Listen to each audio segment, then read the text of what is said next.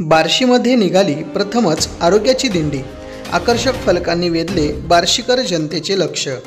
बार्शी येथील आनंद सेहत की पाठशाला यांच्या वतीने प्रथमच आरोग्याची दिंडी काढण्यात आली। यात महिलांसह पुरुष, कॉलेजचे विद्यार्थी आणि बालगोपाळ सहभागी झाले होते।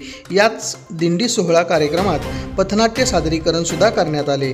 सेहत की पाठशालाचे प्रमुख आनंद चव्हाण यांनी आमच्या प्रतिनिधीशी बोलताना सांगितले की आजकाल लोक स्वतःच्या दुनियेत एवढे व्यस्त झाले आहेत की त्यांना स्वतःसाठी द्यायला वेळ नाहीये आणि आरोग्याकडे दुर्लक्ष करत आहेत। म्हणूनच आरोग्याबाबत जनजागृती व्हावी या हेतूने ही दिंडी बार्शी शहरातील शिवशक्ती बँकेपासून काढण्यात आली। यात जेवण बदलात जीवन बदलेल, आरोग्याची वारी आली घरोघरी, माझे आरोग्य माझी जबाबदारी अशा घोषणा देण्यात आल्या।